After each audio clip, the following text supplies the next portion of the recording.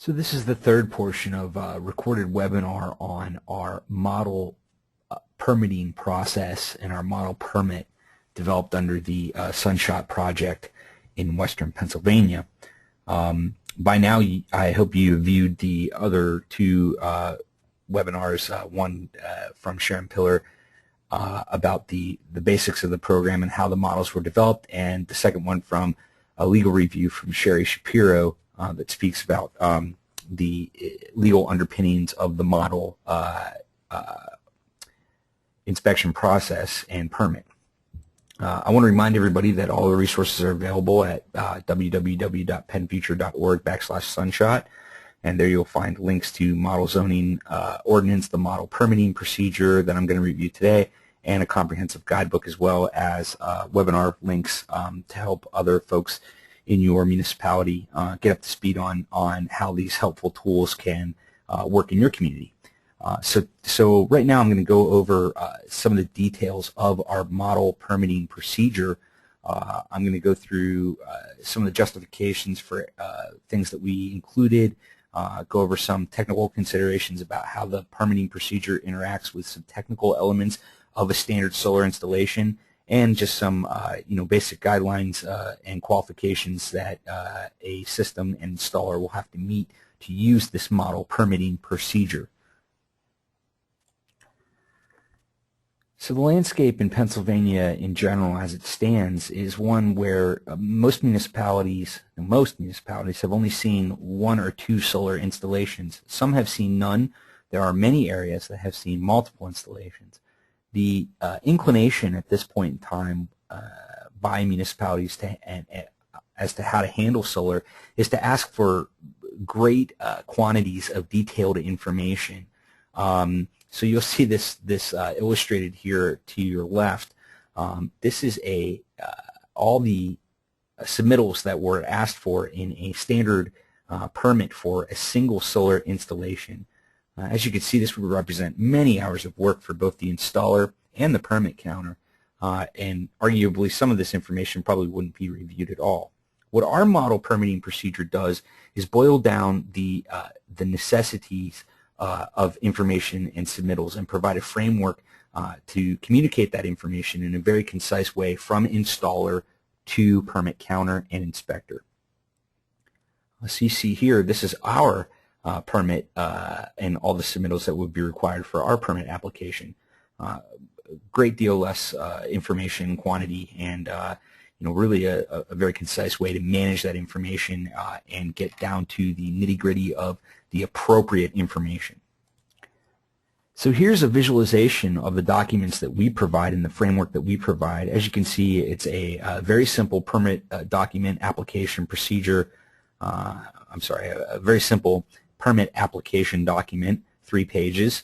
And then we also have in the guidebook variations on different standard diagrams that can be included, diagram templates. And these go to a lot of the electrical considerations. So you'll see this core set of 3 documents, and then one of several different types of this electrical line diagram. And then we also provide a template for the standard siting site plan. So if you're a municipal official at this point, you may be asking yourself, okay, well, where did this group of individuals get this model from, or what are they basing it on? Well, if you viewed earlier webinars from this webpage, you'll see that all these standards and all these models were developed with in-depth technical considerations and guidance from professionals both on the solar and municipal side, and comprehensive legal review. But we certainly didn't start from scratch. Our model permitting procedure is based on emerging national best practices for permitting small-scale solar installations. And the national best practices have been developed by the Solar American Board of Codes and Standards, the Solar ABCs. And certainly we took their model and put it through a Pennsylvania lens. but it's also modeled after a similar combined building and electrical permit that's currently being used by the city of Philadelphia. So there is an in-state precedent for the use of this type of model permit. Also, we're seeing great success from the city of San Jose in California. Now, you may say to yourself, okay, well, California, how does that apply to PA? Well, the point here is that San Jose sees thousands of solar permits per year, and they have used an expedited review for small-scale systems to manage that workload, and they've done so with a very good track record of ensuring safety and ensuring their role in ensuring safety for the public good. So this kind of permit has and model review process has been tested, tried and true. I will point out that our model permit is designed to apply to the majority of PV systems that you are likely to see in your municipality or area of jurisdiction. It does not apply to all of them. Certainly, it puts a size limitation and other limitations on the attributes of the system. Now, if it doesn't meet any of these attributes, that doesn't necessarily throw out the basis of this permit, a model permit procedure, but it does trigger the need for your counter and your building professionals to figure out what additional information or submittals would be required. It does recognize the pre-engineered modular nature of today's solar installation components. Now, 15, 20 years ago, solar installations were not very common, and some installers may have been manufacturing racking systems in their garage or putting together a wooden racking system or something along those lines. This is not the case today. Solar systems today are pre-engineered, modular, out-of-the-box components. That includes the racking system. They come with spec sheets. They come with tolerances. They're all UL listed. They're all vetted. They're all pre-engineered, and that engineering tolerance information is available. This model permit provides a rapid assessment procedure to determine weight impact for small-scale systems, which typically weigh less than 5 pounds per square foot and weigh less than a second layer of shingles. And we understand that the municipalities are concerned about how a rooftop installation is impacting the structure of a building. This rapid review system, especially for small-scale systems, addresses that concern and gives the permit counter the information that it needs. At this point, I'm going to go through a sort of mock model permit submittal in our expedited review process. And by doing that, I hope to give you a sense of how this document works and how the process and the system works, and then what systems or qualifications, system qualifications or installer qualifications are required. So first we're going to start with applicability section. This solar photovoltaic permit application can be used for systems with the following qualifications: a total inverter capacity with a continuous AC power outlet of 13,440 watts or 13.44 kilowatts or less. Now, you'll see 13.44 kilowatts. This is sort of the expressed size of your typical photovoltaic system. You'll often hear an installer say, I'm installing or wish to install a 5 kilowatt system or a 12.5 kilowatt system on John Smith's house or something along those lines. This is the standard expression. So why do we put that particular limitation on the overall size for this particular model permit? Well, here I have a standard diagram for a grid-tied PV system. First of all, I'll point out that photovoltaic solar system is much more than just the panels on the roof. There's a lot of what they call balance of system components here. And that 13.44 kilowatt threshold is really informed by the inverter and how the inverter interacts with the AC breaker panel. So anything above 13.44 kilowatts requires a higher inverter capacity and may require an upgrade to the existing breaker panel. So that 13.44 kilowatt threshold may not throw out this, the system in question from being able to use our expedited review, but you would certainly have to take pause and work with your your electrical inspector and solar installer to figure out what additional review may be needed that is not outlined in this model review or model permit. So we covered the electrical size limitation, once again 13.44 kilowatts or less. Distributed weight load of less than or equal to 5 pounds per square foot. That is a threshold that can be illustrated by your impact from a second layer of roofing shingles. And I will also review in this document how we provide a rapid assessment for that impact. A point load of less than or equal to 45 pounds per square foot. Installation on a roof with a single layer of lightweight roofing material. A mounting structure with an engineered product designed to mount PV modules with no more than an 18-inch gap beneath the module frames. So once again, this is asking for just to verify that the installer is using a pre-engineered out-of-the-box mounting system. The installation is overseen by a trained solar professional and a licensed PA contractor. The installer assumes liability for the installation and the roof structure as it pertains to the installation. So once again, if it's no to any of these requirements, it doesn't necessarily throw out being able to use this permit process, but it does require the permit counter and the municipal officials to decide what additional review may be required. Then we provide some a space to just name the applicant. We provide a very clear direction on what is required upon permit submission. So that includes a completed copy of the permit application. This is the document you're viewing now.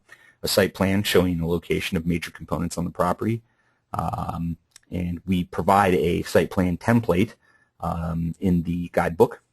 A single-line electrical diagram showing the configuration of the photovoltaic array, wiring system, overcurrent protection, inverter, and disconnects, any required signage, and the AC connection to the building. Once again, we provide multiple templates for the most common types of solar installations in the guidebook. So this is the single-line electric diagram is a very simple plug-and-chug document for the installer and then for your electrical inspector to pick up. Specification sheets are required in installation manuals if available for all manufactured components, including but not limited to modules, inverters, combiner box, disconnects, and mounting system. The spec sheets are readily available and come with these products. An application fee.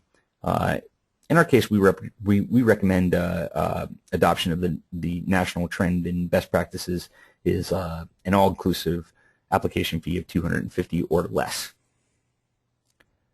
We outline some points of basic information. System description. In this case, it's a 5 kilowatt PV system composed of 12 SolarWorld, Sun Module, and Sunny Boy inverter systems. The system is located on the primary dwelling. Information on the address of the project, applicant name, property owner if different than applicant, the installation company, and owner of solar system if different than the applicant or property owner. You may see this one come up if someone's doing a lend-lease or solar lease. We've seen this in the eastern part of the state around the Philadelphia area. We have not seen solar leases widespread in the rest of the state. Moving on to page 2, we outline installer qualifications. The installation of the system will be overseen by check one or multiple of these, a NABCEP certified solar equipment installer. It's a pretty standard solar installation certification. UL certified solar equipment installer, electrical contractor with a license accepted by the municipality, or a solar installer on the approved list of PA Sunshine Grant Program approved installers. It's in Pennsylvania right now. It's often that you'll find an installer with 2 or more of these qualifications. It's important to note, though, that PA Sunshine improved installers have already gone through even if they don't have one of these other certifications, have gone through a rigorous process with DEP and the PA Sunshine Grant Program to vet them as a qualified installer. So we wouldn't recommend overruling that certification.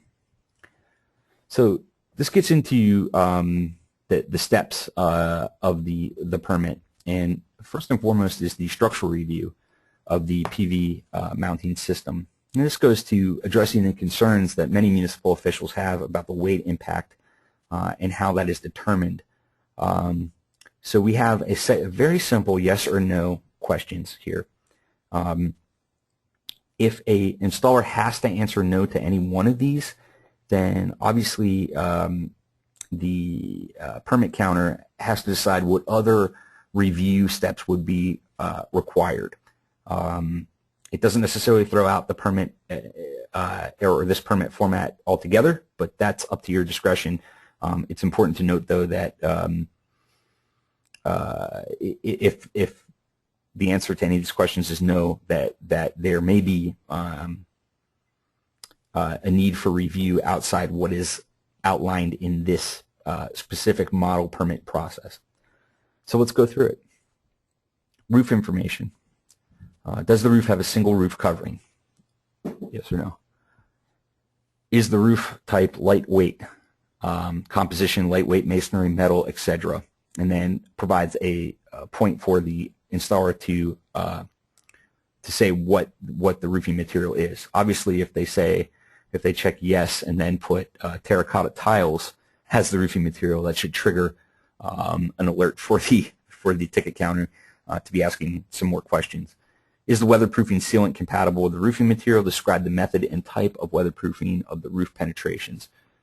Yes, and this installer has noted that the flashing was provided with their Unirack quick mount racking system, which once again is a pre-engineered racking system, a common brand. Has the installer conducted a visual inspection of the roof and confirmed that there is no pre-existing damage? Yes or no? Mounting system information. So this is where you're getting into a way to rapidly assess the weight impact based on the spec sheets provided with the equipment on the roof. So first and foremost, is the mounting structure an engineered product designed to mount PV modules with no more than an 18-inch gap in the module frame? The answer is yes, and then we're going to ask them for some specific information from the spec sheet of that mounting system. Mounting system manufacturer is Unirack, the product name and model. Total weight of PV modules and rails refers to the actual structural members of the mounting system. And let's look at where they're getting this information. So here you have the Unirack spec sheets that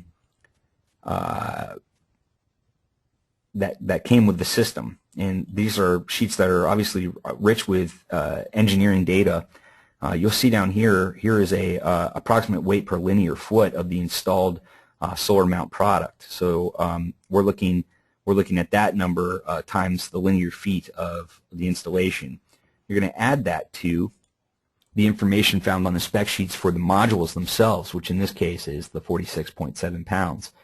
So once again, all this data is readily available, and here's a sampling of the spec sheets that you can see before you, and keep in mind that you're asking for submittals of copies of these spec sheets.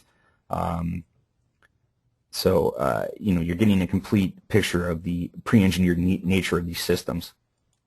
So they're taking that information from the spec sheets and simply doing some basic arithmetic. A total weight of PV modules and rails is 1,550 pounds.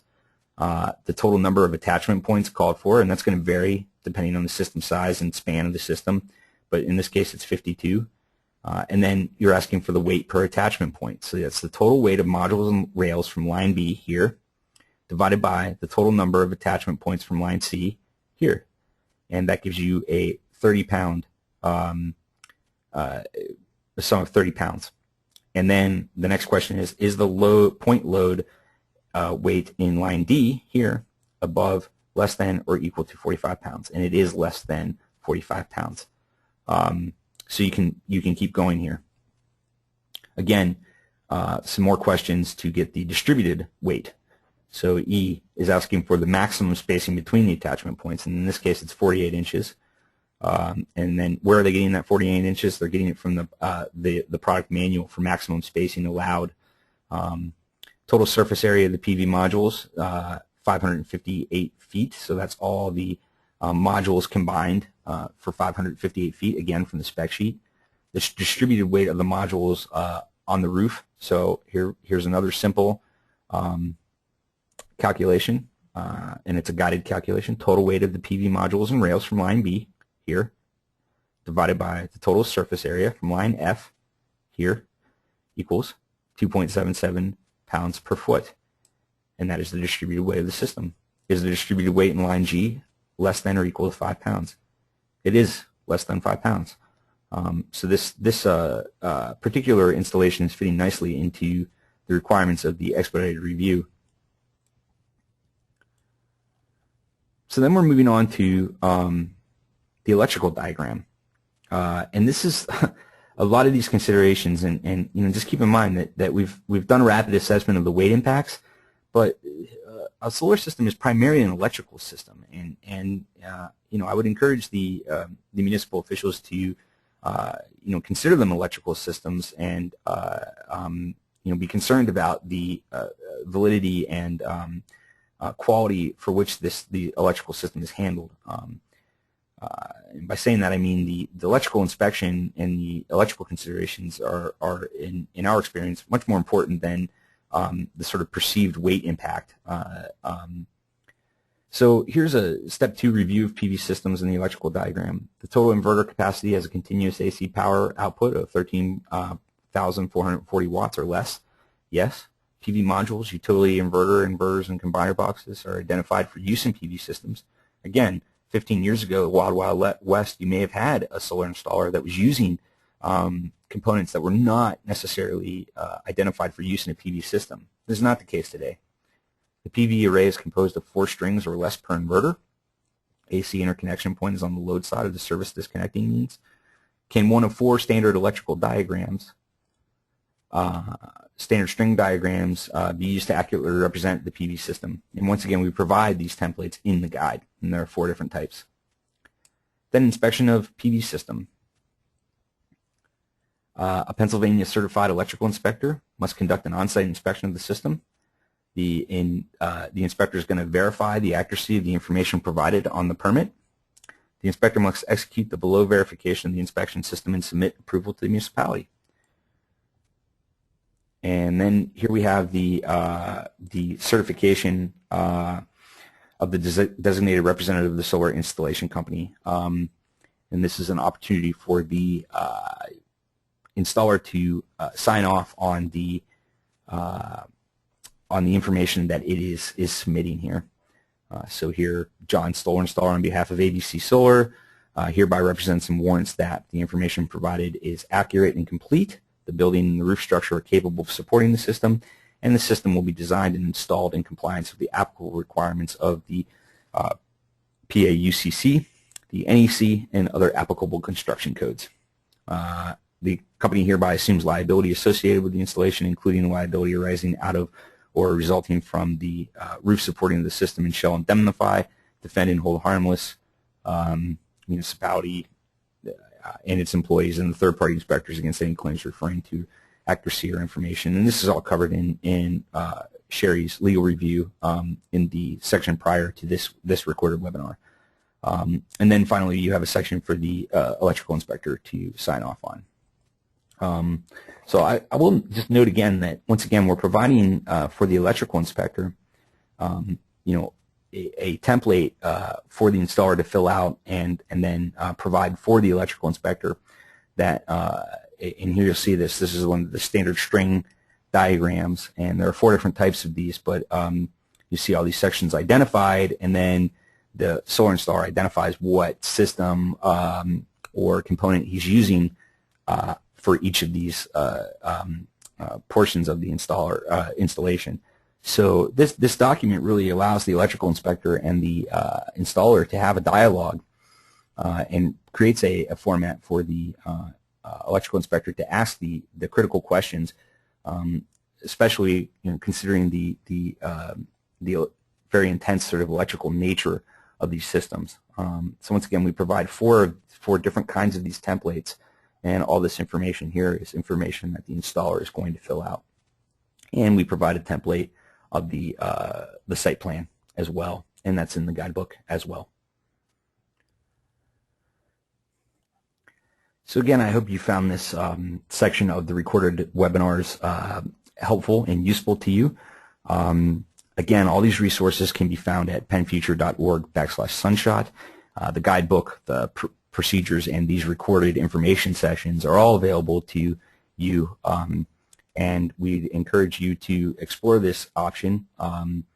We've taken a great deal of the guesswork out of instituting appropriate zoning and permitting procedure for small-scale installations in your community. So we hope you take the step of adopting these, and please reach out to us if you have any other questions, comments, concerns. Thank you.